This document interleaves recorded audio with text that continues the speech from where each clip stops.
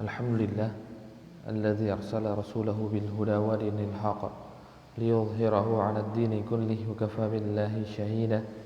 Asyhadu an la ilaha illallah wahdahu la syarikalah wa asyhadu anna Muhammadan 'abduhu wa rasuluhu sallallahu ala alihi wa sahbihi wa sallama tasliman mazida amma ba'd. Alhamdulillah, segala puji hanya milik Allah Subhanahu wa taala yang memudahkan kita melanjutkan pembahasan dari kitab Bulughul Maram dan di bab al-wudu. Kemarin kita telah menyelesaikan bab izalatun najasah. Yang terakhir tentang permasalahan darah. Kemudian kita masuk ke sekarang bab al-wudu. Di sini mu'allif rahimahullah taala sebelum membawakan hadis Utsman ibn Affan, karena hadis tentang wudu yang terkenal salah satunya adalah hadis Utsman sama hadisnya Ali bin Abi Thalib rahimahullah taala yang secara lengkap. Ada yang lain-lainnya secara perbagian, tapi biasanya yang lengkap disebutkan adalah hadis Utsman dan juga hadis Ali bin Abi Thalib radhiyallahu anhu. Dan di sini mu'allif pun Ibnu Hajar Al-Asqalani memasukkan dua-duanya. Memasukkan hadis dari Utsman dan juga memasukkan hadis dari Ali bin Abi Thalib radhiyallahu anhu. Karena ada sedikit perbedaan dari hadisnya Utsman dan juga hadisnya Ali nanti, maka beliau masukkan dua-duanya. Nah, sebelum beliau memasukkan hadis Utsman dan juga hadis Ali radhiyallahu anhu tentang wudu, bagaimana wudunya Rasulullah sallallahu alaihi wasallam, maka beliau memulai dengan sebuah hadis pembuka dari hadis Abu Hurairah radhiyallahu anhu tentang adab sebelum berwudu. Tentang adab sebelum berwudu. Nah, sebelum kita masuk ke hadis yang pertama, kita bahas dulu tentang wudu.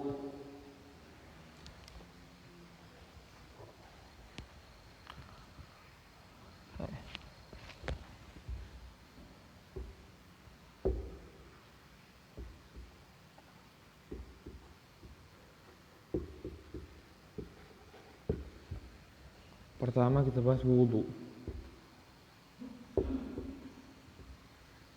Ini ada dua. Kok jadi bahasa Arab? Oh, boleh.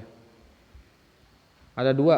Pertama dengan harakat dhammah, yang kedua dengan harakat fathah. Al-wudu, wudu, dan juga al-wadu. Al-wadu. Wa atau wu. Ini tetap ya, wu. Al-wudu atau al-wadu. Nah, ini maknanya berbeda. Ini maknanya berbeda. Kalau pakai dhammah, maknanya adalah perbuatan.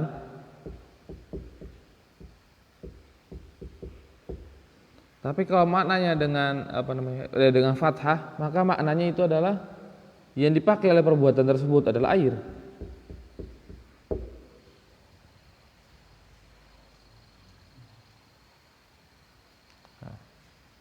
Maka ketika kita ingin maksudnya air, ya kita bilangnya awadu. Atinil wadu. Sebagaimana nanti hadis-hadis yang ada setelah ini. Wadu air, tapi kalau wudu itu adalah fi'il. Sama juga dengan kata sahur. As-sahur.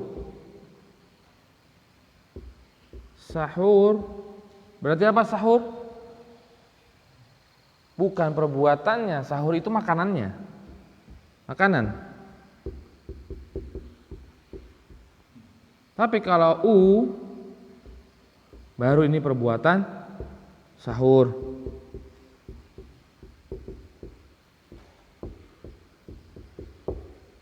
Jangan ngomong sahur yuk. Nah, beda artinya, salah. Tapi suhur yuk. Nah, boleh. Karena suhur itu yang bermakna perbuatan, sahur itu bermaknanya makanan.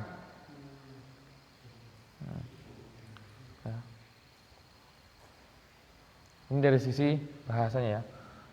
Sahur, kalau seandainya pakai dhamma, sahur itu perbuatan. Kalau pakai fathah makanan, begitu dengan wudu. Kalau pakai dhamma wudu itu maksudnya perbuatan wudu kita. Dan ketika dengan fathah itu maksudnya adalah air yang kita gunakan untuk wudu.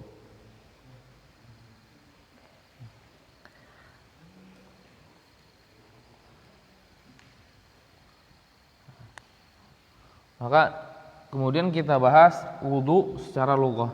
Ini aja ya, biar gampang. Wudu secara bahasa.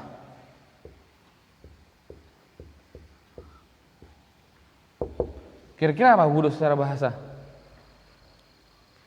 Secara orf, secara bahasa, secara lughah. Apa? Membersihkan. Membersihkan apa? Membersihkan anggota tubuh. Ada lagi? Mandi nanti. Bersuci. Ada lagi? Wudu secara bahasa itu adalah mencuci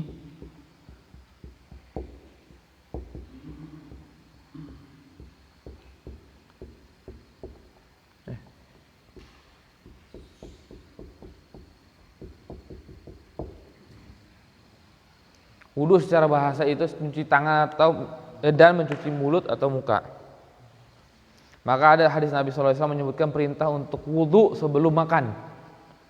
Maksudnya bukan wudu seperti sholat, tapi wudu itu secara lughah ini, cuci tangan dulu, kemudian ya dibasuh mulutnya ataupun mukanya. Ini secara lughahnya, secara bahasa wudu itu maknanya ini. Maka ketika kita mau makan ya wudu dulu yuk. Boleh kita masyhurkan istilah yang diistilahkan oleh Rasulullah SAW. Ketika nanti mau makan wudu dulu boleh. Maksudnya wudunya adalah mencuci tangan atau mencuci mulut. Ini secara bahasa, secara istilah atau secara syar'i.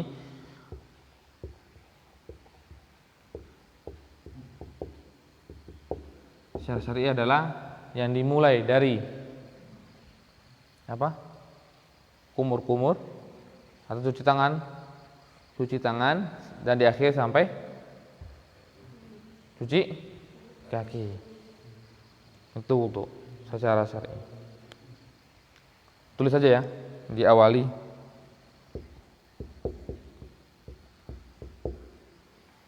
maaf.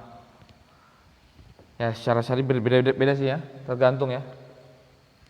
Ada yang dari muka, ada yang dari kumur-kumur. Tadi kumur-kumur aja. Kumur-kumur sampai mencuci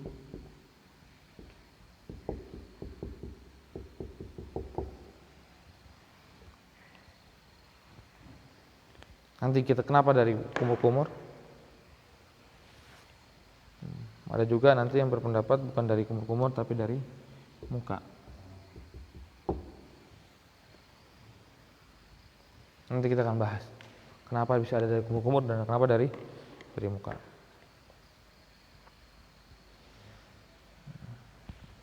Atau kita mau lengkap ya berarti dari cuci tangan. Tapi biasanya istilah yang diberikan oleh para ulama itu ada istilah yang dari yang wajib sampai wajib.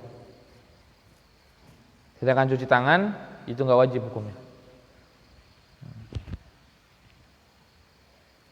Mencuci tangan sebelum wudu 3 kali itu hukumnya sunnah. Inilah secara bahasa ataupun secara syar'i tentang wudu yang ada. Kita lanjut dulu.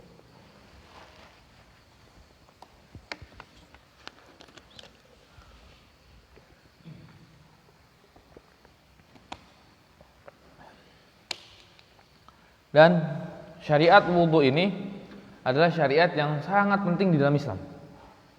Kenapa? Karena wudu adalah kuncinya terimanya sholat. Salah satunya kunci diterimanya sholat. Sholat tanpa wudu maka bisa dipastikan tidak sah sholat kita. Karena begitu agungnya wudu ini untuk sholat tersebut. Bagaimana Rasulullah menyebutkan, la yuqbalullahu sholata ahadikum idza ahdatsa hatta yatawadda. Tidak diterima sholat di antara kalian jikalau di antara kalian ketika sholatnya berhadas dan tidak berwudu. Berhadas dan tidak berwudu.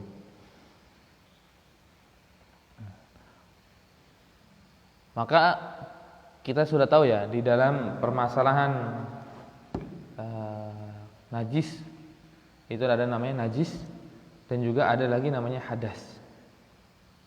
Apa perbedaan antara hadas dengan najis?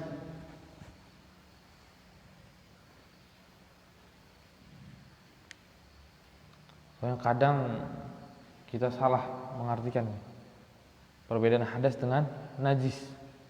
Apa Pak?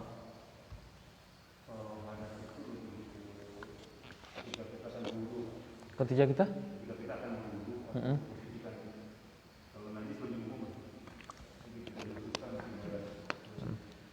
Ya, najis lebih umum. Kalau hadas itu ketika kita pengen wudu.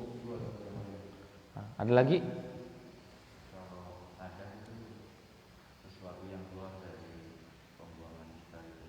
Sesuatu yang keluar dari pembuangan kita. Kalau najis?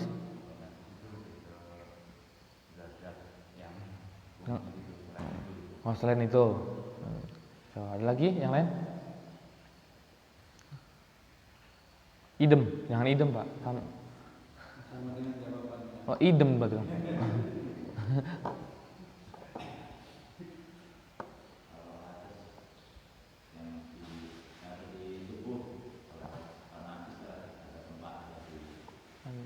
Tempat lain. Ayo Pak.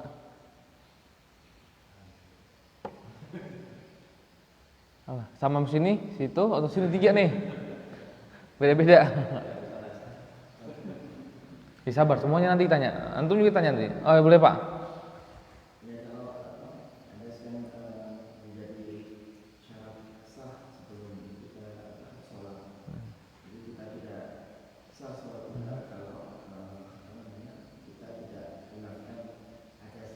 Itu.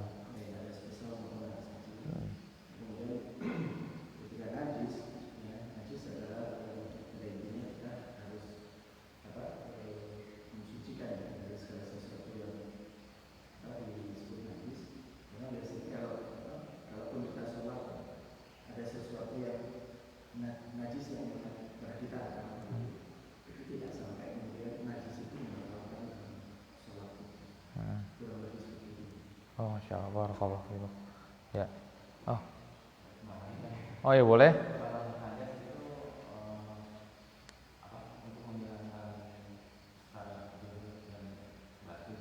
Hadas itu menghilangkan secara zahir dan batin. Nah, hadas itu, hadas itu secara zahir dan batin. Oh, kira menghilangkan secara zahir dan batin, kaget kan? Kalau najis itu secara zahir aja. Antum mau balik terakhir Pak? Hah? Idem sama yang mana? Banyak ini. Oh, ya, insyaallah. Ya, ya salah satu yang disebut. Maaf Pak, Bapak siapa? Pak Cahyo, insyaallah. Yang disebut Pak Cahyo ya, salah satunya betul perbedaan antara hadas dan najis. Yaitu yang pendapat yang rajih. Hadas itu mengakibatkan tidak sahnya sholat, sedangkan najis tidak berkaitan dengan sah ataupun tidak sahnya sholat. Jadi kalau seandainya ada seorang membawa najis di dalam sholatnya, maka tidak berpengaruh kepada sah ataupun tidak sah sholatnya. Apalagi terutama najis tersebut di dalam pakaiannya. Nah, itu di dalam perbedaan hadas najis di dalam sholat. Nah, tapi kita ingin membedakan antara hadas dengan najis di luar sholat, supaya kita gambar, oh ini yang disebut hadas, oh ini yang disebut najis. Hadas itu adalah perbuatan kita membatalkan wudu. Pipis, kentut, misalkan, buang air besar, ataupun kita keluarnya air mani, keluarnya madhi. Nah, ini disebutnya hadas. Perbuatannya. Perbuatan kita kentut ya hadas. Perbuatan kita pipis itu hadas. Najisnya apa? Najis adalah zat yang keluar tadi. Berarti air seninya, tinjaknya, kalau kentut nggak mungkin ya. Udara kentutnya nggak jadi najisnya. Bahaya nanti kita hirup kan. Apalagi yang suka kentut sembarangan kan bahaya. Atau kotoran-kotoran yang lain. Nah, itu najis. Maksudnya air liur anjing yang sangat besar kan najis besar. Air pipisnya anak kecil pun najis. Air seninya. Tapi perbuatan pipisnya itu adalah hadas. Nah, sekarang bisa bedakan ya antara hadas dengan najis. Najis ada zat yang ada, zat yang keluarnya, ataupun zat yang lain yang enggak keluar. Dan hadas adalah perbuatan kita sesuatu yang membatalkan wudu, itu hadas. Seperti kemarin kita makan daging onta, ya kan? Sudah saya sebutkan belum? Oh, belum ya, stop. Wudu aja baru mau mulai masa pembatal wudu. Makanya pembatal wudu itu disebutnya hadas. Perbuatannya. Tapi kalau zatnya ya nanti tergantung. Ya, tergantung zatnya. Kalau seandainya makan daging onta berarti daging ontanya kan halal, enggak najis. Atau menyentuh wanita atau menyentuh kemaluan bagi yang belum mendapat kan itu kan bukan najis. Masa wanita najis kan enggak mungkin.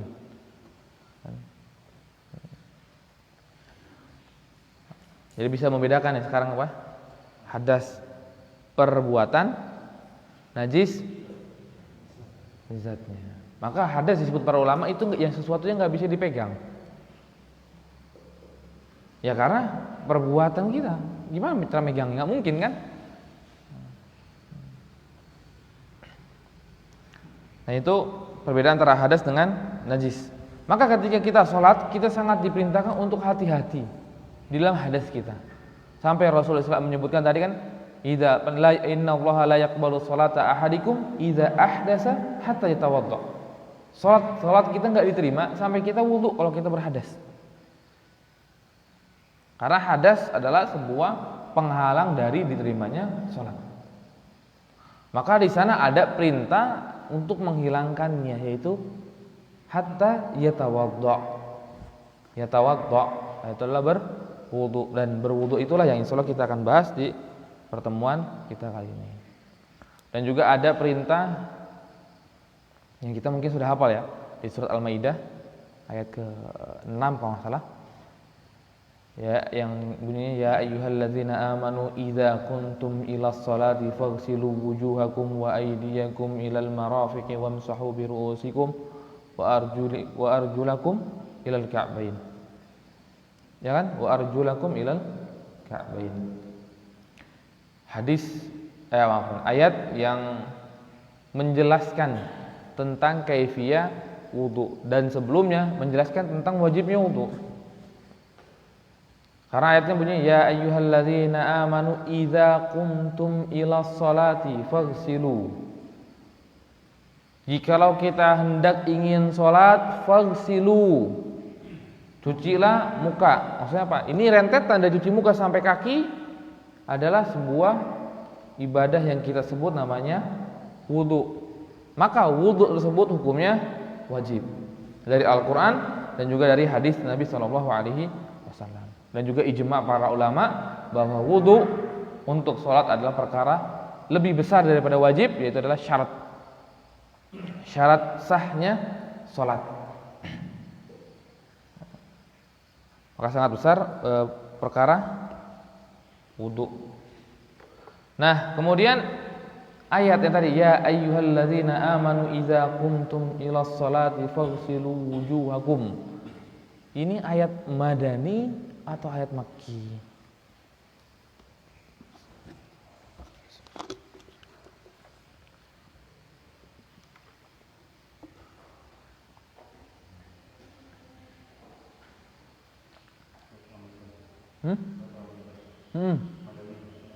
Bukan surat Al-Maidah, ayatnya. Ya, ayatnya ya ayyuhalladzina amanu idza qumtum ilas salati faghsilu wujuhakum. Hmm? Ciri-ciri surat ayat Makkiyah. Ada lagi yang lain? Madaniyah. Kenapa Madaniyah?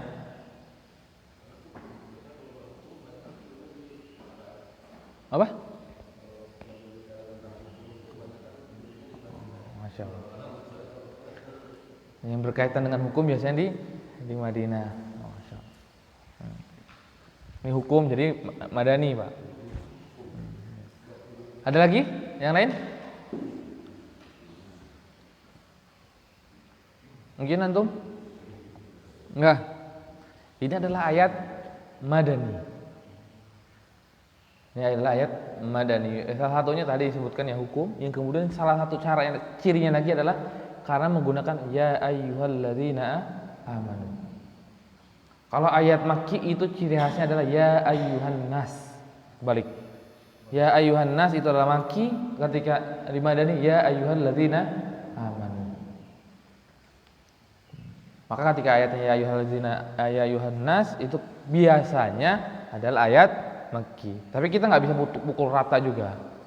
Tapi ya ayyuhalladzina amanu itu adalah ayat Madani. Tapi pun sama, nggak bisa pukul rata. Setiap ayat ini begini enggak. Tapi karena kita temukan yang menggunakan ya ayyuhalladzina amanu itu adalah maksudnya Makki, dan ya ayyuhan nas juga kadang Madani.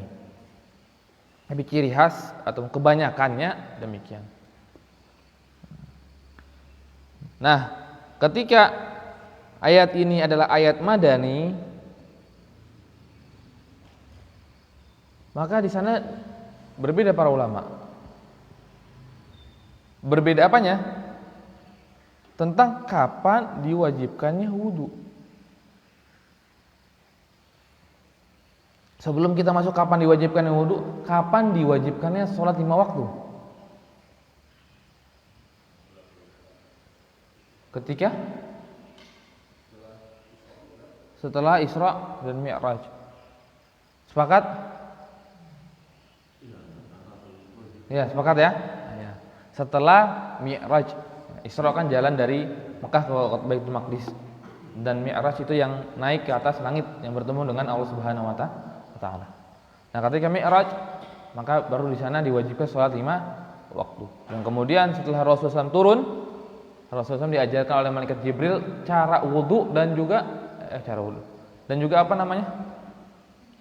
Waktu sholat. Awal waktu sholat ini dan akhir waktu sholatnya ini. Sholat di hari pertama di awal waktu, dan hari keduanya baru di akhir waktu. Ini untuk menjelaskan waktu sholatnya. Maka di sana para ulama berselisih pendapat tentang kapan diwajibkannya wudu. Ada di antara mereka yang bilang artinya diwajibkannya wudu itu ketika Madinah karena ayat ini, ya. Karena ayat ini ya ayyuhalladzina amanu idza qumtum ilas shalah, ini adalah ayat Madani. Dan juga ada yang menyebutkan enggak, ini Makki. Ya. Ini adalah Makki, ketika di Mekah sudah diwajibkan wudu. Dan disebutkan juga ada sebagian para ulama berpendapat ya menguatkan pendapat yang di Madani atau di Madinah ketika dengan alasan bahwa tidak ada hal lain yang memalingkan ayat Madani tersebut. Maksudnya memalingkan apa? Memalingkan hukum tersebut kecuali ketika ayat tersebut turun. Berarti wudu baru diwajibkan ketika ayat ini turun. Kurang lebih demikian. Berarti menunjukkan ini adalah Madani. Tapi wallahu a'lam bishawab, di sana ada khilaf para ulama. Dan seingat ana, hadis Jibril alaihissalatu wassalam itu mengajarkan wudu juga. Tapi ana lupa. Mungkin nanti cari lagi. Maka malaikat Jibril alaihissalatu wassalam menjelaskan tentang waktu awal salat dan akhir salat. Dan kalau enggak salah wudunya juga sama. Ana lupa. Coba nanti kita lihat. Kalau itu hadis tersebut menjelaskan malaikat Jibril alaihissalatu wassalam wudu, maka jelas wudu tersebut sudah ada dari Mekah. Mungkin terkadang ayat tersebut turunnya di Madani, tapi hukum wajibnya sudah ada di Mekah. Tapi kalau seandainya hadis tersebut enggak ada menjelaskan malaikat Jibril tentang wudu, maka kuat juga pendapat para peneliti dari kaum muslimin yang menyebutkan bahwa diwajibkannya ketika di Madinah. Diwajibkannya ketika di Madinah. Sampai menyebutkan di sini ya juga oleh Imam Sun'ani, furidha bil Madinah li'adamin nassin nahidhi ala khilafihi. Beliau berpendapat bahwa muhakkikun, para peneliti dari kaum muslimin itu adalah berpendapat wajibnya, fardnya wudu, diwajibkannya wudu ketika di Madinah, karena alasannya karena tidak ada nas yang menyebutkan khilaf dari ayat tadi. Maka ingatin saya ya, minggu depan di pertemuan yang selanjutnya tolong hadis Jibril tersebut biar saya lihat lagi apakah di sana dijelaskan tentang wudu atau tidak. Qadarullah lupa tentang hal tersebut. Karena emang biasanya hadis tersebut dibawa ketika lagi permasalahan waktu sholat. Ya karena emang jelas banget malaikat Jibril itu menjelaskan awal sholat dan juga akhir sholat. Tapi sepintas anak kok teringat kayaknya ada wudu yang diajarkan. Jadi tolong diingatkan sebelum pertemuan untuk bisa cari lagi hadis tentang malaikat Jibril sallallahu alaihi wasallam tersebut. Nah, kemudian wudu memiliki sebuah fadilah yang sangat besar. Bukan sekedar rutinitas kita begitu saja. Bukan sekedar membersihkan tubuh kita. Enggak. Wudu ini memiliki sebuah fadilah yang besar, yang tidak dimiliki macam ibadah yang lain. Pertama adalah dia menjadi syarat sahnya sholat. Ketika wudu ini rusak, maka rusak sholatnya. Tapi ketika wudu ini enggak rusak, maka sholatnya bisa sah. Tapi kalau sudah rusak, maka rusak, bisa dipastikan rusak sholatnya. Maka kita harus perhatian dengan betul ketika wudu. Jangan dianggap remeh wudu tersebut, tapi kita berwudu dengan wudu yang sempurna. Kemudian yang kedua adalah di sini ada dua hadis yang sangat menggugah kita ingin sering-sering berwudu. Ada pertama hadis dari Abu Hurairah radhiyallahu anhu yang diriwayatkan oleh Imam Malik rahimahullah taala, kepanjang sedikit ya. Idza tawaddaa al-'abdul muslimu aw qala al-mu'minu fa ghassala wajhahu. Jikalau Rasulullah bersabda, jikalau ada seorang hamba muslim atau hamba mukmin wa ghassala wajhahu, dan dia mencuci wajahnya, kharajat min wajhihi kullu khati'atin nadhara ilaiha bi'ainihi ma'al ma' au ma'a akhiri qatril ma'. Kemudian beliau melanjutkan sabdanya, keluar dosa-dosa dari wajah kita yang ada, atau terutama dari mata yang melihat hal-hal yang aneh, maka dosa tersebut akan keluar dari cucian kita atau bersama air yang jatuh, atau disebutkan au ma'a akhir qatril ma', atau dengan tetesan air yang terakhir, dengan tetesan air yang terakhir. Maka sebagian para ulama menyebutkan enggak suka untuk dibasuh air wudu karena ada hadis ini. Habis wudu kemudian kita lap-lap, sebagian para ulama enggak suka, membencinya ya karena ada hadis ini. Ada yang menyebutkan di sini ada ragu ya. Ilaiha bi'ainihi ma'al ma', langsung misalnya rontoknya dosa tersebut dengan adanya air. Ada yang menyebutkan dengan ma'akhir qatril ma', atau dengan akhir tetesan air tersebut. Kemudian fa iza ghasala yadai kharajat min yadai kullu khati'atin batashatha yadahu ma'al ma', au ma'a akhiril qatril ma. Begitu juga ketika kita mencuci tangan kita, maka dari cucian tersebut akan menghilangkan seluruh dosa-dosa yang telah kita gunakan tangan ini untuk bermaksiat, untuk memegang mungkin atau meraba hal-hal yang lainnya dengan air yang ada atau dengan tetesan air yang terakhir. Fa idza ghasala rijlaihi kharajat kullu khati'atin mashatha rijlahu ma'al ma'i au ma'a akhiri qatril ma'. Allah menyebutkan ketika kita mencuci kaki kita, maka keluar dosa-dosa tersebut dari air yang ada atau dari cucian air yang atau tetes air yang terakhir.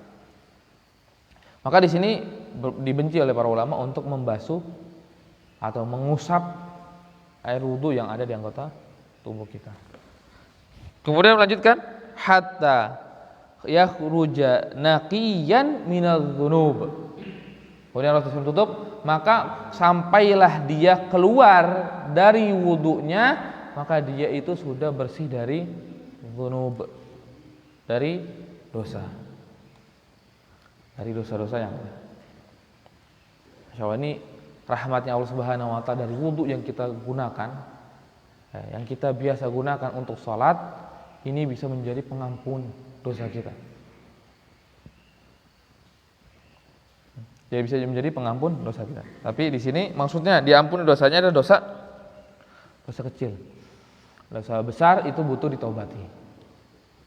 Ketika kami saking terjatuh kepada dosa besar, maka dosa besar tersebut butuh kita tobati.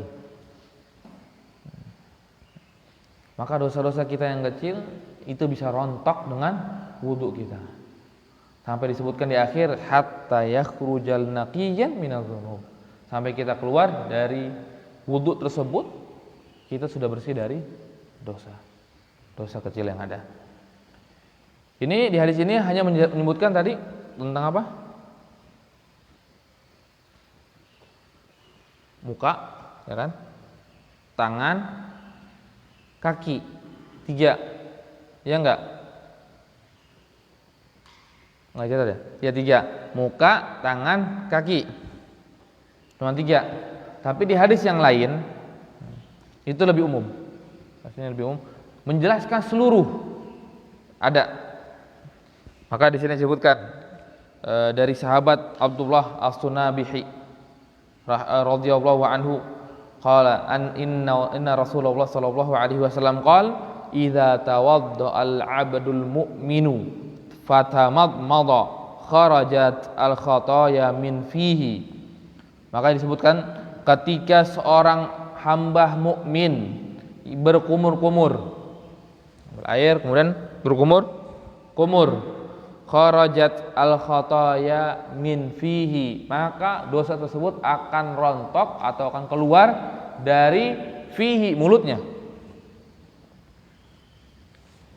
Kemudian wa idzas tansara kharajat al-khataya min anfihi, ketika dia itu istinsar itu mengeluarkan air dari hidung. Istinsyak memasukkan air ke hidung, istinsar mengeluarkan air ke hidung.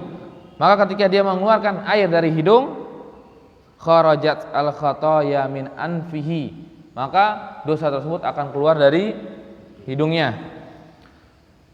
Fa idza ghasala wajhahu kharajatil khataya min wajhihi hatta takhruja min tahti asfari ainaihi. Maka ketika dia itu mencuci mukanya,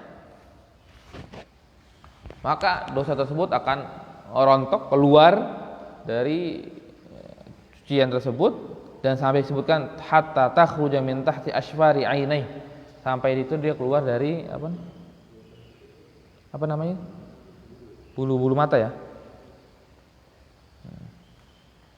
keluar misalnya sampai hal terkecil pun disebutkan keluar. Fa idza ghasala yadayhi kharajatil khataya min yadayhi hatta takhruja min tahtil azfari yadayhi. Dan ketika dia itu mencuci tangannya, maka dosa tersebut rontok dari tangannya sampai keluar dari kukunya sampai ujung. Sampai ujung keluar. Kemudian fa idza masaha bi ra'sihi kharajatil khataaya min ra'sihi hatta takhruja min udhunai. Kemudian ketika dia itu membasuh kepalanya, maka dosa tersebut akan keluar dari kepalanya sampai dari telinganya. Nah, di sini hatta takhruja min udhunai, sampai keluar dari telinganya. Yang dibasuh kepala tapi keluar sampai telinga. Kenapa? Karena telinga bagian dari kepala. Ketika kita membasuh kepala, ya itu sudah satu paket dengan telinga. Fa idza ghassala rijlai kharajatil khataaya min rijlai hatta takhruja min tahti azfari rijlai. Ketika dia mencuci kaki, maka pun sama akan keluar dosa-dosa tersebut dari ujung kukunya banget kaki. Kemudian summa kana mashyuhu ilal masjidi wa salatuhu nafilatan lahu. Maka disebutkan oleh Rasulullah di akhir, dan kemudian ketika dia jalan setelah wudu, maka sunnah itu wudu di rumah, bukan wudu di masjid. Ketika dia wudu di rumah, kemudian dia jalan menuju masjid dan juga dia sholat di masjid, maka itu dianggap oleh Allah Subhanahu wa taala nafilatan lahu. Nafilatan lahu. Nafilah itu adalah yang kita tahu ya secara kasat kita, pasti akan nafilah itu adalah sunnah. Maka dijelaskan oleh para ulama, itu adalah nafilatan lahu ay zaidah ala ma kharaja bihil khataaya min a'dha'il wudu fayakhruju biha sa'irul khataaya wallahu a'lam. Menyebutkan maksudnya adalah nafilatan lahu itu adalah sebuah tambahan dari apa? Dari keluarnya dosa-dosa yang tidak keluar dari anggota wudu.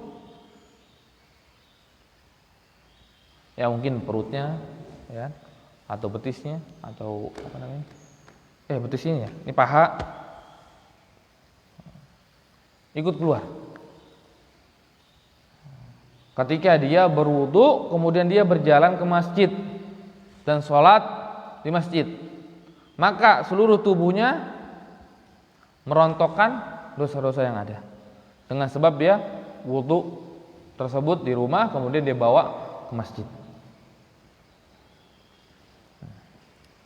Dan kemudian mana yang disebutkan lebih rinci oleh Imam Dilbar ketika menyarah kitab Al-Muwatta, nafilatan lahu itu adalah yahtamil an yurida bihi annal wudu yukaffiru dzunubah kullaha wa yutahhiru a'dha'uha kullaha minal khataaya wa dzalika yujibu taharatu jami'u jasadihi min hadath thumma yakunu mashyuhu ila masjidi wa salatuhu wa in kana fariidatan nafilatan lahu yuridu ziyadah lahu minal ajr ala ma yukaffiru bihi dzunubahu wa nafilatun fi kalamil arab az-ziyadah. Nah, disebutkan oleh beliau, maka makna nafilatan lahu ketika ini permasalahan sholat yang bukan sholat wajib, maka itu akan merontokkan tadi ya, dari kesalahan-kesalahan ada, maka kita disunahkan untuk mensucikan anggota wudunya dengan benar dan juga tubuh kita. Maksudnya apa? Ketika hadas besar. Ketika hadas besar mandi dulu, kemudian wudu, baru jalan ke masjid. Maka itu akan merontokkan dosa-dosa kita yang ada.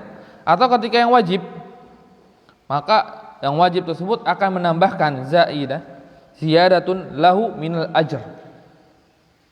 Dia akan ditambahkan dari ganjaran alama yukaffiru bihi dzunub, dari atas apa diampuni dosa-dosa tersebut.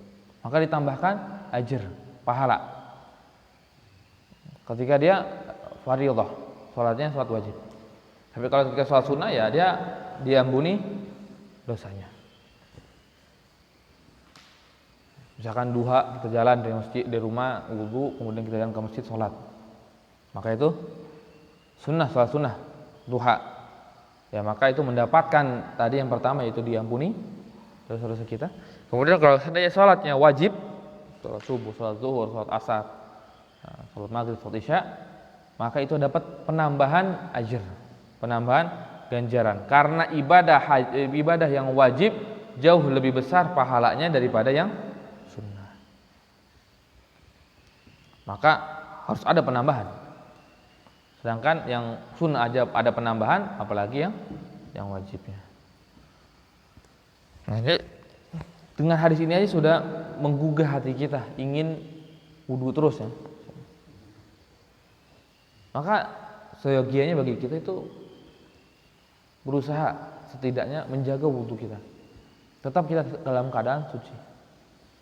Ketika kita memang batal ya wudu, atau ketika kita batal di kamar mandi, kita lagi pipis, lagi BAB, maka jangan langsung keluar dari kamar mandi, wudu dulu.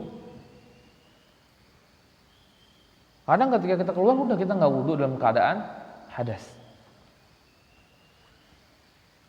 Apalagi kita sudah mendengar hadis ini kan, Masya Allah bisa merontokkan dosa-dosa kita, walaupun kita belum gunakan itu untuk sholat, tapi bisa merontokkan dosa-dosa kita.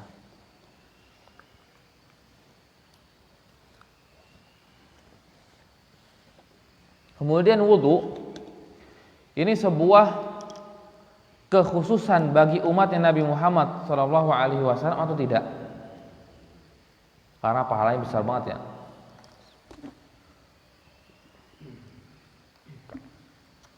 Kekhususan tidak? Dan juga sama di sini ada khilaf para ulama, ada menyebutkan khusus atau tidak. Tapi yang pasti khusus itu adalah apanya? Sinar yang menampak dari anggota orang muslimin yang berwudu, dari umatnya Rasulullah sallallahu alaihi wasallam. Qurran muhajjalina min atharil wudu. Faman istata'a an yutila ghurratahu falyaf'al. Maka Rasulullah SAW bersabda, ataupun ada juga menyebutkan ini ada perkataan Abu Hurairah,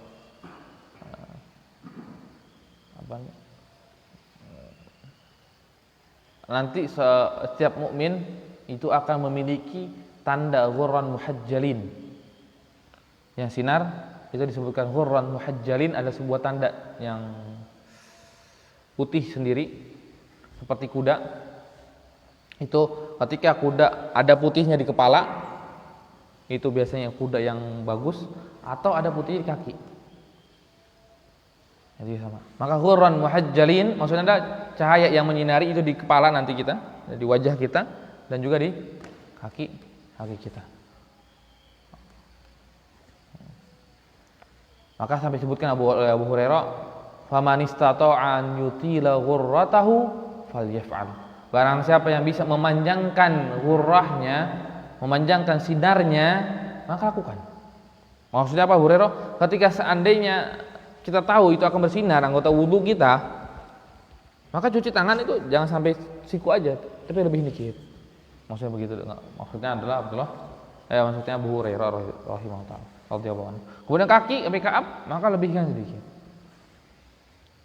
Maksudnya in yutira ghurratahu. Itu maksud memanjangkan ghurrahnya. Dan kadar wajibnya nanti kita akan jelaskan di setelah ini. Kadar wajib untuk cuci tangan apa, kadar wajib cuci kaki dan yang lainnya. Nah, maka untuk ghurrah dan juga tahjil itu baru yang khusus bagi umatnya Nabi Muhammad SAW. Tapi permasalahan wudu di sana ada khilaf, apakah ini khusus ataupun tidak khusus. Maka kita masuk ke hadis yang pertama dari hadis Abi Hurairah radhiyallahu anhu. An Rasulillah sallallahu alaihi wasallam annahu qala laula an asyqa ala ummati la amartuhum bis-siwaki ma'a kulli wudu'in. Akhrajahu Malik wa Ahmad wa Nasa'i wa sahhahahu Ibnu Khuzaimah wa dzakarahu Al-Bukhari ta'liqan. Hadis yang dibawakan oleh Imam Ibnu Hajar Al-Asqalani rahimahullah dari kitab Bulughul Maram bab wudu. Hadis yang pertama adalah hadis dari Abi Hurairah tentang menjelaskan adab sebelum berwudu. Salah satu adabnya yaitu adalah bersiwak. Di sini membawakan hadis dari Rasulullah SAW, itu laula an asyqa ala ummati. Kalaulah tidak memberatkan kepada umatku, la amartuhum bisiwaki ma'a kulli wudu'in.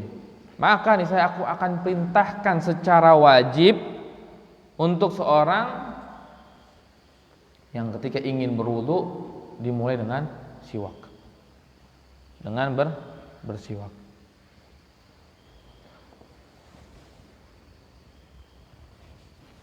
Tapi karena ini memberatkan maka tidak diwajibkan. Maksudnya memberatkan ya kita sekarang sampai Ibnu Daqiq kalau saya berkata.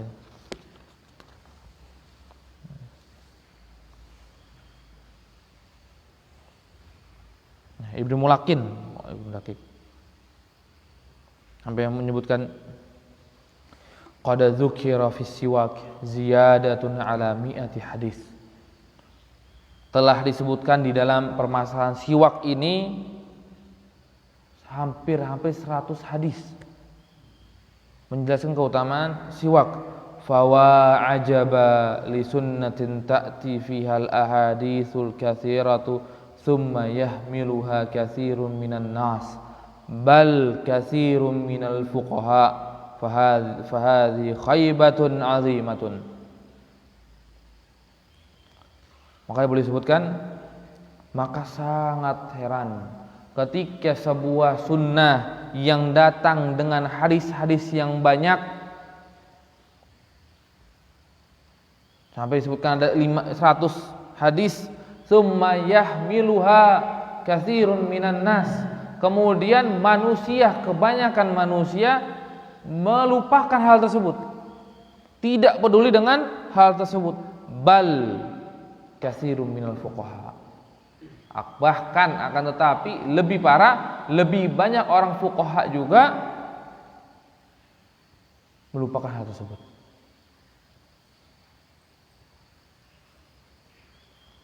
Maka mudah-mudahan kita setelah ini kita bisa beli siwak. Sampai disebutkan di sini ya kebanyakan manusia melupakan. Dan bahkan disebutkan juga kebanyakan fuqaha, orang alim juga melupakan hal tersebut. Maka bisa dikatakan siwak ini adalah sunnah mahjurah, sunnah yang kita lupakan. Kalau kita pengen lihat dari para ulama, itu berbeda pendapat para ulama. Wajib tidak bersiwak sebelum wudu. Bersiwak hukumnya wajib enggak?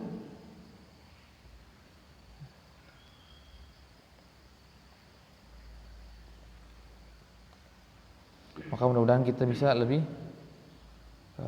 semangat untuk melaksanakan hal tersebut.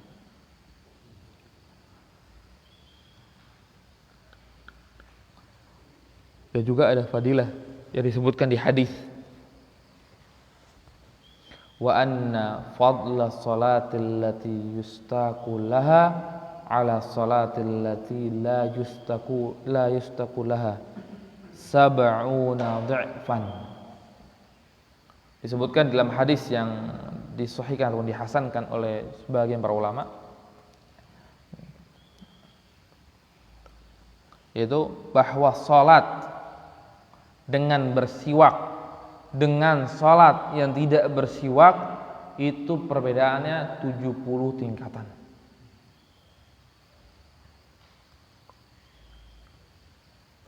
Begitu besar. Maka fadilnya besar. Kenapa? Manusia kebanyakan gak lakukan. Karena manusia kadang kita gak peduli dengan hal tersebut. Ya sholat aja, wudu aja. Kita nggak peduli dengan siwak. Ketika kita pengen survei dunia pun hanya sedikit dari kaum muslimin yang bersiwak sebelum wudunya ataupun sebelum salatnya. Maka mudah-mudahan dengan hadis yang dihasankan oleh sebagian para ulama ini bisa memotivasi kita untuk membeli siwak dan kemudian kita bersiwak. Siwak yang paling yang paling bagus adalah siwaknya dari ud.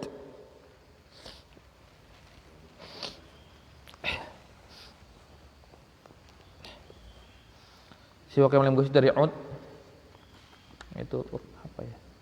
Pohon apa ya? Hah? Gigi tangan. Apa? Ada. Lupa nak. Pohon apa yang namanya out ya?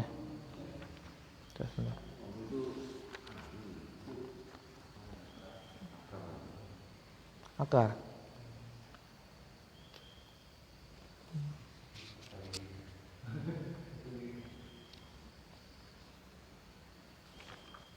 Mungkin ada out.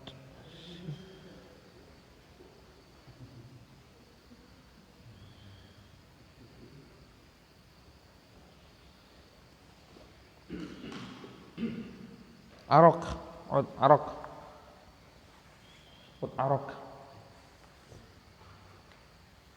Ini yang paling bagus. Arok. Indonesia ada kalau nggak salah, bahkan gaharu yang biasa dipakai oleh orang Arab itu dari Indonesia. Teman Anda dari Soalnya dulu pernah ngomong jualan ekspor itu dia.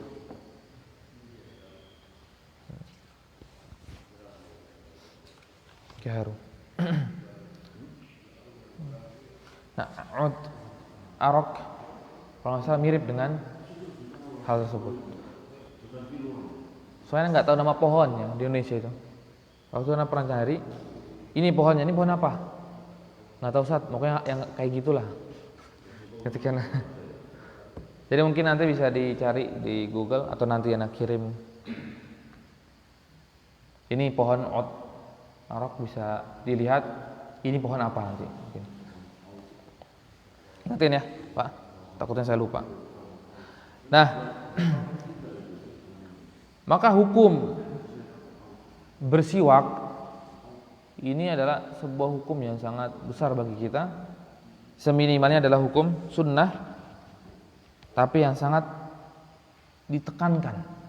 Karena hadis yang menjelaskan tentang siwak sampai disebutkan oleh Ibnu Mulakin, gurunya Ibnu Hajar, 100 hadis.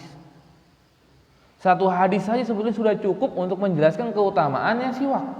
Tapi sampai diulang oleh Rasulullah sampai 100 hadis. Dan hadis yang dibawakan oleh Imam Ibnu Hajar Al-Asqalani rahimahullah adalah hadis yang diriwayatkan oleh Imam Malik, Imam Ahmad dan juga Imam Nasa'i, dan juga disahihkan oleh Ibnu Khuzaimah, dan juga di sini disebutkan oleh Ibnu Hajar dan disebutkan oleh Imam Bukhari secara ta'liqan. Karena di dalam Sahih Bukhari ada sekitarnya itu 2 model hadis. Ada hadis yang disebutnya ta'liqan atau mu'allaq, ada hadis yang bersanad lengkap. Maka berbeda para ulama tentang hukum hadis yang ta'liqan, yang mu'allaq. Yang apa yang mu'allaq? Yang tidak disebutkan rentetan sanadnya oleh Imam Bukhari. Tiba-tiba mungkin langsung sahabat atau langsung tabi'in atau langsung Rasulullah SAW. Maka berbeda pendapat sebagian para ulama menjelaskan kalau seandainya Imam Bukhari menggunakan kata fi'il yang bukan majhul, Arab lagi ya, yang bukan kila, ruwiya, nah, itu harus diteliti.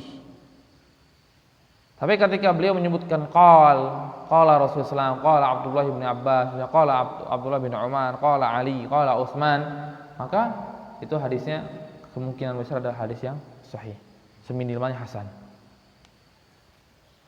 Nah, tapi dibantah oleh Imam Nawawi rahimahullah taala atau Ibnu Mandah. Imam Nawawi wa ghalata ba'dul kibar fa za'ama anna al-Bukhari lam yukharrijhu. Maka telah salah dari kibar para ulama tentang bahwa Imam Bukhari tidak meriwayatkan hadis ini di dalam sahihnya. Maka disebutkan Imam Ibnu Hajar, salah satunya Ibnu Hajar yang salah menyebutkan cuma sekedar ta'liqan. Ta'liqan berarti mu'allaq. Maka butuh penguat dari yang lain. Tapi disebutkan oleh Imam Nawawi bahwa hadis tersebut tidak secara ta'liqan saja. Ada hadis yang disebutkan oleh Imam Bukhari secara sempurna sanadnya. Secara sempurna.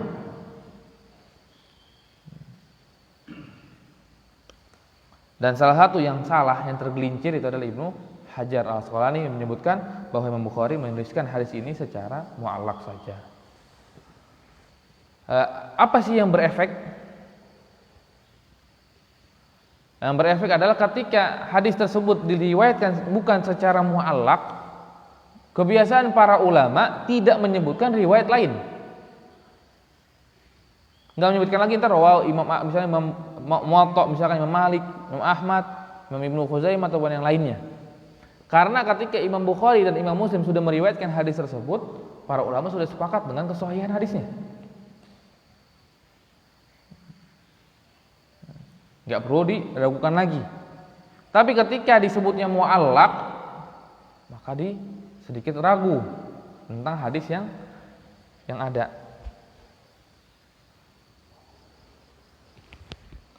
Maka di sini disebutkan kan akhrajahu Malik, Ahmad, wan Nasa'i wa sahahu Ibnu Khuzaimah. Tapi ketika kita lihat nanti hadis yang lain, hadis selanjutnya. Nah, coba lihat hadis selanjutnya, hadis setelah ini mungkin bisa lihat. Maka di sini cuma disebutkannya muttafaqun alaih. Sebetulnya bukan hanya muttafaqun alaih, bukan Imam Bukhari dan Imam Muslim saja yang meriwayatkan. Ada lagi imam para yang lain. Tapi dicukupkan oleh para ulama dengan menyebutkan muttafaqun alaih ketika sudah sepakat para Imam Bukhari dan Imam Muslim. Dan juga itu yang dipakai oleh kita para peneliti ketika menemukan sebuah hadis, ketika sudah disebutkan ini diriwayatkan oleh Imam Bukhari, Imam Muslim, maka kita enggak takhrij. Kita enggak takhrij hadis tersebut. Karena buat apa kita takhrij orang hadis yang sudah sahih? Nah, di dalam hadis ini menyebutkan ma'akul liwudu'in, disunahkan bersiwak setiap wudu. Dan di hadis yang lainnya itu menyebutkan ma'akul sholatin, setiap kita sholat.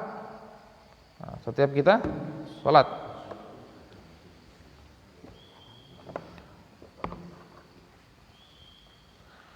Maka ketika lafaz tersebut indal wudu, indas shalah,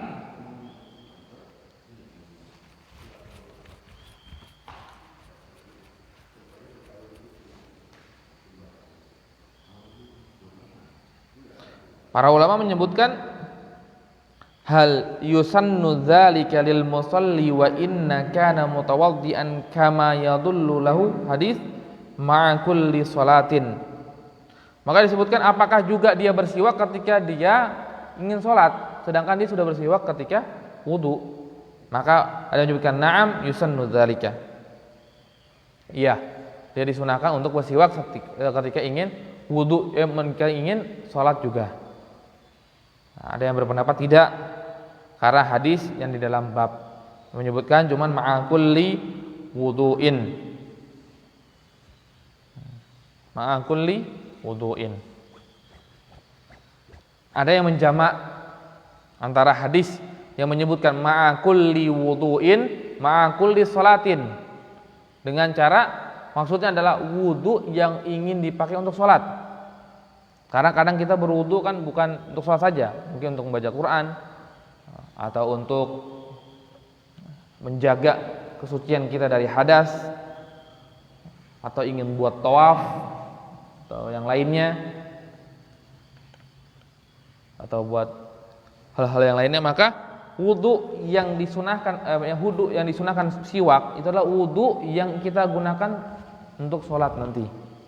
Maka di sana baru sunnahnya bersiwak.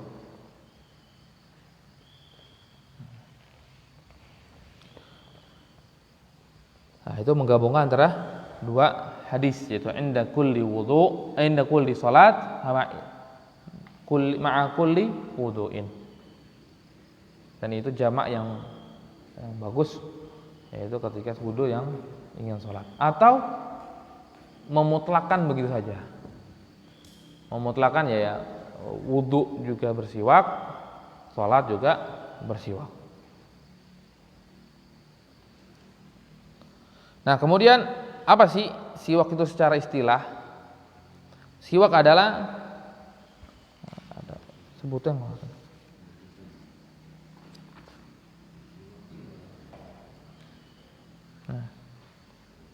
Siwak adalah isti'malul 'ud aw nahwihi fil asnani liyadhhiba as-sufratu wa ghairuha. Siwak adalah secara istilah yang disebutkan oleh sebagian para ulama adalah menggunakan 'ud tadi, 'ud, kayu 'ud atau yang sejenisnya fil asnan untuk gigi, liyudhibas sufratu wa ghairuha, yang menghilangkan kotoran atau menghilangkan kuning dari gigi yang ada. Nah, sebagian para ulama memasukkan yang semisal siwak. Sebagian para ulama lainnya tidak. Ini khusus untuk siwak, maksudnya untuk 'ud atau yang sejenis dengan akar. Maka pendapat yang pertama yang bilang semisal siwak atau semisal 'ud itu sikat gigi kita bisa masuk. Sikat gigi yang kita pakai yang dari plastik itu bulunya dari plastik kan ya, itu bisa masuk ke dalam kategori siwak. Kalau kita mau manai siwak itu au nahwihi, yang sejenis dengan 'ud.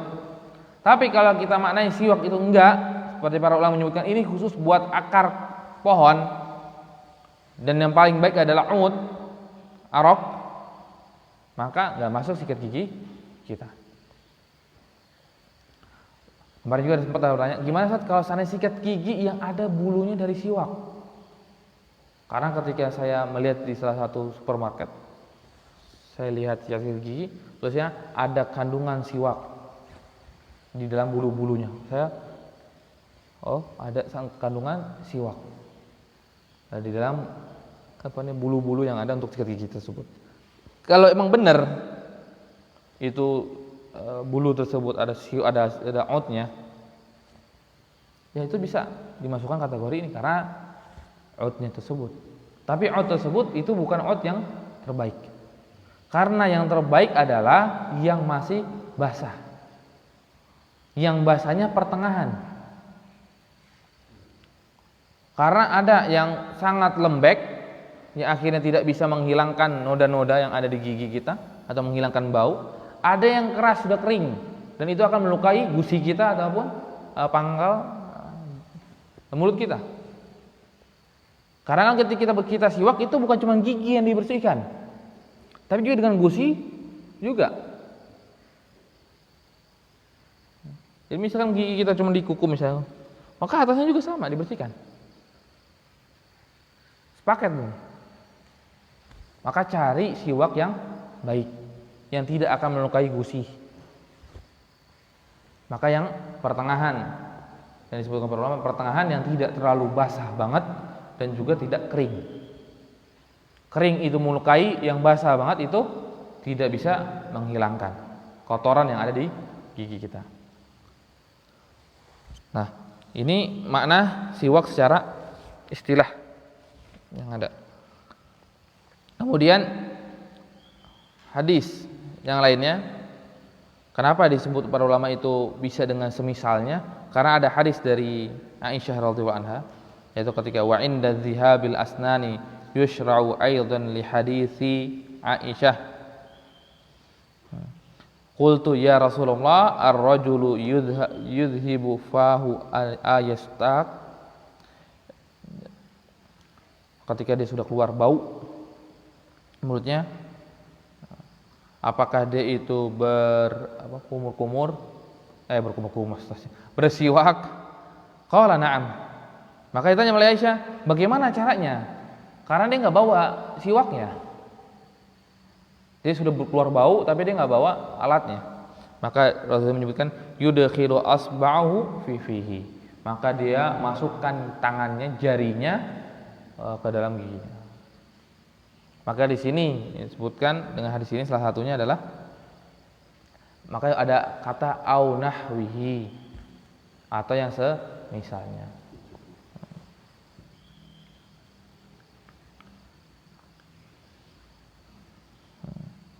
Dan juga hadis ini dikeluarkan oleh Tabrani dalam kitab Al-Awsat. Tapi hadis tersebut enggak luput dari dhaif. Fihi dha'fun.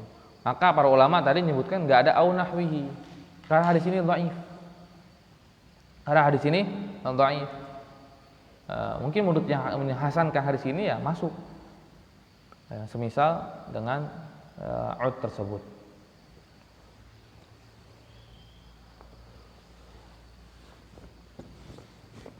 Nah,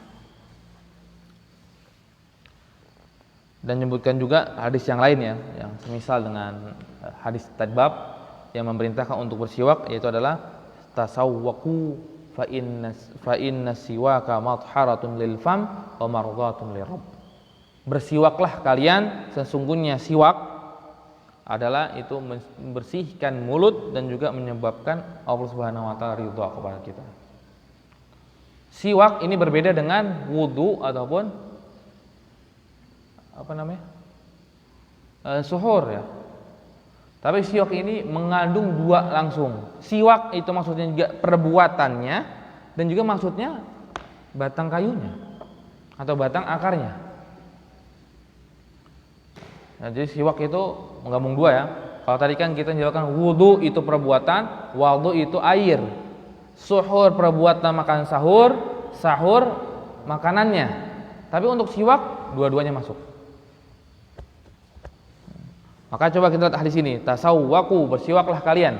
Fa inna siwaka, sungguhnya siwak matharatun lil fam. Enggak mungkin kan kita artikan ini sesungguhnya batang ud itu mensucikan mulut, itu membersihkan mulut, kan enggak? Maksudnya perbuatannya nggak mungkin batangnya itu bisa mensucikan. Oh, datang sini, sudah suci gigi saya, kan nggak mungkin kan? Tapi perbuatannya itu akan membersihkan dari gangguan yang ada di mulut dan juga menyebabkan ridhonya Allah Subhanahu wa taala. Kemudian ada hadis yang lainnya, an-siwaka min sunanil mursalin. Sesungguhnya siwak ini adalah sunnah dari para nabi yang ada. Para rasul. Jadi bukan hanya dari Rasul sallallahu alaihi wasallam. Disebutkan juga hadis lain arba'atun min sunanil mursalin, ada 4 yang sunnah dari para rasul. Yang pertama adalah al-khitan, sunat buat mar'ah ataupun buat nisa, buat laki-laki ataupun buat perempuan sama-sama disunahkan. Kalau laki-laki wajib ketika sudah mau balik, kalau wanita ada yang berpendapat sunnah, ada yang berpendapat wajib. Kemudian as-siwak, bersiwak, kemudian at-tata'ur, apa itu namanya? Minyak wangi, memakai minyak wangi. Kemudian yang keempat an-nikah, nikah. Ini termasuk sunnahnya para mursalin. Maksud sunnah di sini ada jalannya para mursalin. Karena hukumnya berbeda-beda. Tadi kita sebutkan khitan itu hukumnya wajib, dan juga kita sebutkan nikah ada hukum yang wajib, ada yang hukumnya sunnah, ada yang hukumnya makruh ataupun haram.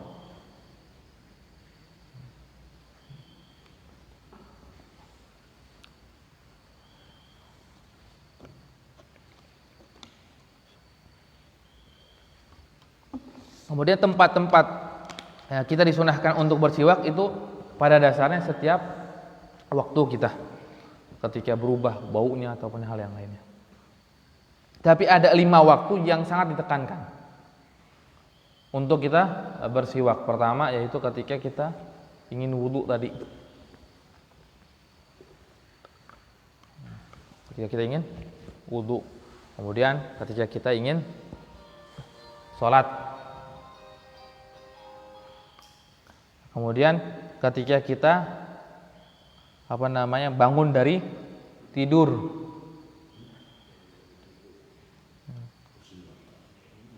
Nah, itu kemudian yang selanjutnya ketika sudah berubah bau mulut.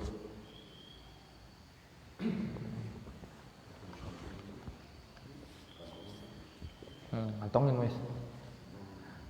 Nah, kemudian juga ada lagi hadis lain yang menyebutkan kita disunahkan juga bersiwak sebelum masuk ke rumah. Nah, sebelum masuk ke rumah disunahkan untuk bersiwak supaya kita bisa fresh dalam keadaan bertemu dengan istri. Jadi yang mentang-mentang suami, saya habis pulang kerja, ya saya keadaan begini, enggak. Tapi ketika kita masuk, ketika kita cium mulut kita bau, maka ya disunahkan kita juga bersiwak. Sebagaimana Rasulullah ketika ingin masuk ke rumah, maka beliau bersiwak.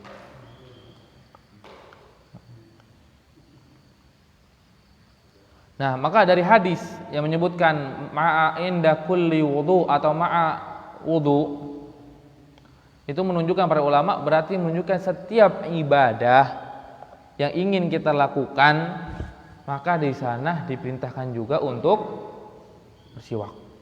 Maka ketika mau tawaf, mau baca Al-Quran, mau kajian, muslim juga bisa disunahkan. Karena hadis yang menyebutkan tersebut ketika sholat ataupun ketika wudhu ini ketika taqarrub ilallah, ketika mendekatkan diri kepada Allah Subhanahu Wa Taala dengan keadaan yang terbaik. Maka begitu juga ketika kita ingin melakukan ibadah yang lainnya, supaya kita tetap dalam keadaan yang terbaik. Ketika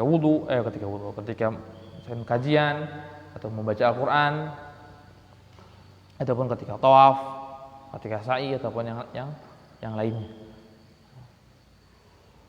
supaya kita menyambut ibadah yang ada dengan keadaan yang sempurna.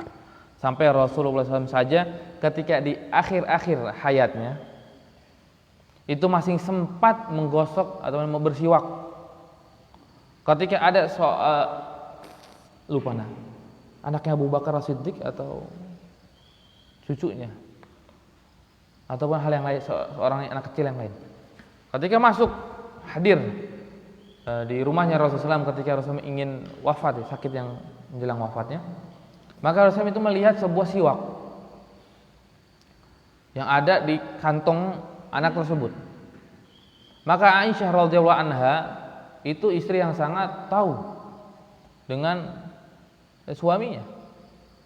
Maka ketika Rasulullah itu melirik-lirik ke sana, maka Aisyah berkata, "Apakah engkau mau siwak?" Maka jawab Rasulullah menganggukkan kepalanya. Maka diambil oleh Aisyah dan kemudian dipatahkan, kemudian diberikan kembali kepada anak tersebut. Yang patahnya kemudian digigit-gigit oleh Aisyah supaya lunak, kemudian diberikan kepada Rasulullah Shallallahu Alaihi Wasallam. Istri yang sangat baik ya, perhatian dan tahu. Nah, ini seyogianya bagi para istri yang ada. Ketika kita istri kita harusnya bisa demikian, nggak perlu kita melakukan perkataan, tolong ambilkan ini, tolong ambilkan itu misalkan, tapi istri sudah tahu. Dan itu istri yang sangat beruntung ketika kita mendapatkan istri seperti itu. Di sini Rasulullah cuma melirik, melihat-lihat, maka Aisyah sudah tahu apa keinginannya Rasulullah Shallallahu Alaihi Wasallam. Maka penting juga ketika kita kajian diajak istri kita supaya mengetahui hukum-hukum yang ada. Nah, ini berkaitan dengan siwak, sangat disunahkan ketika hal tersebut. Maka di sana tadi para ulama disebutkan ada yang menyebutkan wajib hukumnya, ada yang menyebutkan tidak wajib. Ya karena berbeda pandangan ketika di dalam permasalahan bersiwak ini karena apa? Karena apa? Ketika karena di sini cuma hanya karena nadhafah saja atau karena taqarrub ila Allah. Maka di sini disebutkan oleh Ibnu Daqiq fi siwak inda shalah anna ma'mur fi kulli halatin min ahwali taqarrubi ila Allah an nakuna fi halatin kamalin wa nadhafatin. Kata Ibnu Daqiq Al-Aid, beliau menyebutkan perintah untuk bersiwak di dalam setiap salat kan, aswak inda kulli shalah, maka ini menunjukkan perintah tersebut supaya kita di setiap keadaan ibadah kepada Allah Subhanahu wa taala di dalam keadaan yang sangat sempurna dan juga sangat bersih. Izharan li syarafil ibadah. Kenapa? Karena untuk menampakkan mulianya ibadah yang kita ingin lakukan. Ketika kita ingin baca Quran adalah ibadah yang sangat besar. Maka salah satu untuk memuliakan ketika kita membaca Quran adalah dengan bersiwak. Wa qad qila inna dzalikal amr yata'allaqu bil malak. Ada juga menyebutkan bahwa perintah tersebut itu berkaitan dengan malaikat. Karena disebutkan wa huwa an yad'u fahu ala fami qari wa yata'adza bi raihatil karihati. Karena disebutkan malaikat itu menaruh mulutnya di dekat mulutnya para qari, orang yang membaca. Imam membaca ataupun kita makmum juga membaca surat atau membaca doa, maka para malaikat dekat kita. Wa yata'adza bi raihatil kariha. Maka malaikat tersebut akan terganggu dengan bau mulut kita. Maka di sanalah diperintahkan untuk salat, untuk bersiwak. Nah, ketika ini dibawa dengan ini, maka tidak bisa dikiaskan kepada ibadah yang lainnya. Tapi kias yang dibawakan oleh Ibnu Daqiq Al-Aid rahimahullah adalah kias yang juga yang sangat baik. Ya, karena untuk kita menampakkan memuliakan ibadah yang ada, sempurna di dalam syarat-syaratnya, rukunnya, mungkin wajibnya, sunnahnya, dan juga sempurna di dalam masalah nadhafahnya. Kemudian terakhir, pembahasan terakhir, apakah siwak ini juga disunahkan ketika saum? Ketika kita bersaum, maka di sana ada khilaf para ulama, dari ulama Syafi'iyah dan juga Hanabilah menyebutkan tidak disunahkan siwak setelah zawal, setelah tergelincirnya matahari. Dan beralasan dengan hadis Nabi Shallallahu Alaihi Wasallam yang menyebutkan bahwa fam ataupun bau raiha shaim, bau mulutnya orang shaim itu adalah atyabu indallah, lebih wangi di sisi Allah Subhanahu wa taala. Maka para ulama membenci untuk menghilangkan sesuatu yang disukai oleh Allah Subhanahu wa taala. Maka mereka menyebutkan setelah zawal, setelah gelincirnya matahari ke waktu zuhur, maka itu tidak diperkenankan untuk bersiwak karena takut menghilangkan apa yang disukai oleh Allah Subhanahu wa taala.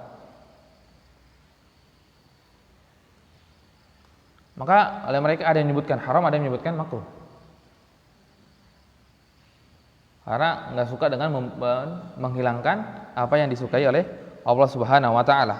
Sebagaimana disebutkan oleh Syafi'i yaqul, Imam Syafi'i rahimahullah berkata, la yusannu ba'da zawali fi shaimi la'alla yudhhaba bihi khulufu famil mahbubu ila Allah azza wa jalla. Maka tidak disunahkan bersiwak setelah zawal bagi orang yang saum, setelah tergelincirnya matahari. Karena apa? Karena bersiwak tersebut bisa menghilangkan khuluf. La khulufu famil shaimi atyabu indallah. Bau mulutnya orang yang shaim, khuluf disebutnya, khulufam. Yang dimana khulufam tersebut adalah mahbub ilallah, adalah yang dicintai oleh Allah Subhanahu wa taala. Maka kalau ada orang saum yang mulutnya bau, ya wajar. Ya, karena itu adalah suatu hal yang pasti akan terjadi, dan juga bau mulut tersebut adalah lebih atyab dan juga dicintai oleh Allah Subhanahu wa taala. Atyab itu maksudnya lebih wangi dari misk bahkan disebutkan. Maka dengan ini ulama Syafi'i dan ulama Hanabilah memakruhkan untuk bersiwak setelah zawal bagi puasa yang bukan wisol. Puasa kita biasanya dari sahur sampai berbuka. Kita makan di waktu sahur juga. Maka ketika gelincirnya matahari itu ke waktu zuhur itu sudah dilarang. Tapi kalau puasanya wisol, puasa nyambung, puasa nyambung itu dia nggak makan lagi kecuali di berbuka saja. Kemudian dia nyambung lagi sampai berbuka lagi, atau dia nggak makan sama sekali 2 hari tersebut, maka disebutkan oleh ulama Hanabilah bahwa yang dilarangnya ketika waktu duha, karena di sana baru keluarnya baunya. Jadi oleh mereka bukan dilarang secara mutlak, tapi ketika waktu yang sudah keluar bau tersebut, maka dilarang oleh sebagian para ulama. Dan sebagian para ulama menyebutkan tidak dilarang untuk bersiwak karena khulufu fami shaimi itu keluarnya bukan dari mulut, tapi keluarnya dari ma'ad, dari lambung. Jadi mencuci atau menggosok gigi atau bersiwak, lebih terutama bersiwak, itu tidak akan menghilangkan bau mulutnya orang yang shaim. Karena khuluf tersebut itu keluarnya dari lambung bukan dari mulut. Jadi walaupun dia bersiwak di waktu zuhur, di waktu asar, maka tidak akan menghilangkan baunya karena keluar bau tersebut dari lambung.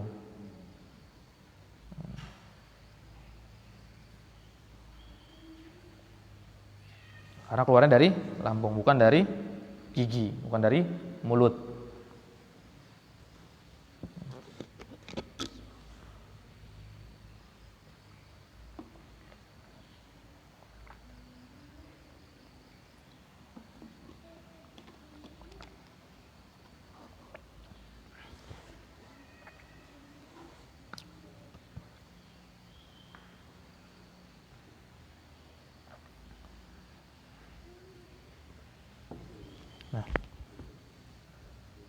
Dan juga ditambah tidak ada hadis yang menyebutkan secara sharih larangan tersebut. Sedangkan Rasulullah menyebutkan cuman inda kulli sholatin atau ma'a kulli wudu'in. Enggak disebutkan illa shaim. Sebagaimana di hadis madmadah wa istinsyaq, ballighu fil madmadah wastinsyaq illa an takuna shaiman.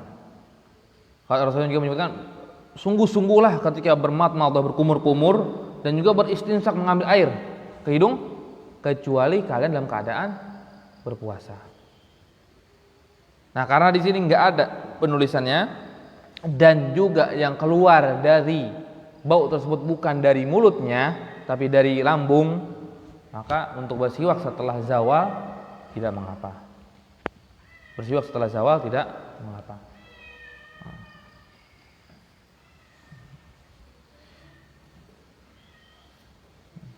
Ini hadis pertama dari bab wudu, dan insya Allah kita akan lanjutkan di pembahasan di pertemuan yang selanjutnya adalah kaifiyah wudu, karena hadis yang kedua langsung dibawa oleh Imam Ibnu Hajar al-Asqalani adalah hadisnya Utsman, dan hadis yang ketiga yaitu hadisnya Ali bin Abi Thalib rahimahullah taala. Sebelum kita tutup, mungkin ada pertanyaan yang ingin ditanyakan.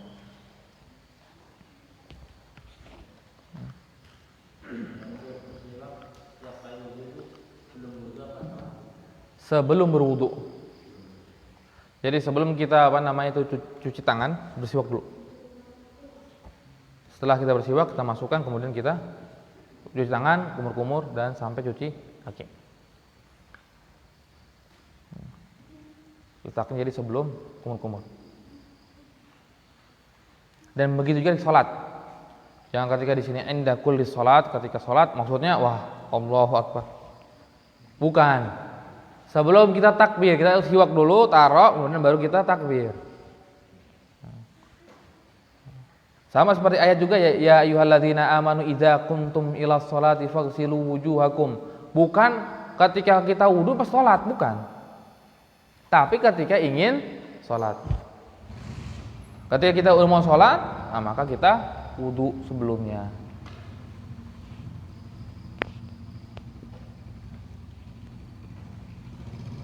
Ada lagi yang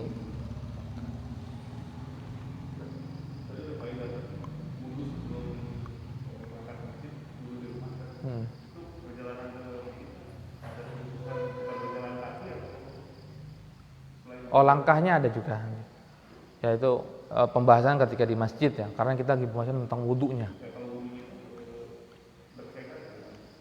Oh, berkaitan dengan apa? Pahala langkahnya, iya. Ya karena salah satunya ya wudu juga dulu sebelumnya. Tapi itu biasanya disebutkan ketika permasalahan lagi ke masjid, lagi sholat berjamaah, biasanya dimasukkan. Kalau safar biasa sebelum berangkat kita berwudu. Iya bagus sebelum kita berwudu. Apanya? Oh enggak dong, karena niat kita safar kan. Kecuali safar kita mau ke masjid haram, Masjid Nabawi ya mungkin. Tapi kalau safar kita cuma mau ke rekreasi ke puncak ya enggak. Safar kita ke Jogja mau kemana kan enggak. Tapi emang kita disunahkan untuk selalu menjaga diri kita dari suci, tidak berhadas.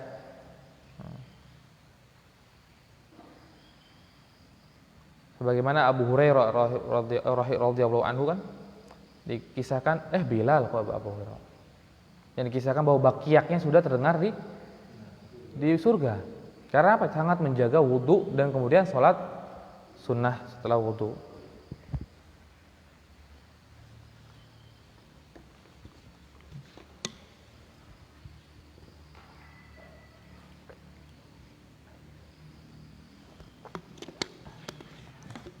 Insyaallah kita akan bahas selanjutnya di pertemuan yang akan datang tentang sifat-sifat wudu ataupun tata cara berwudu.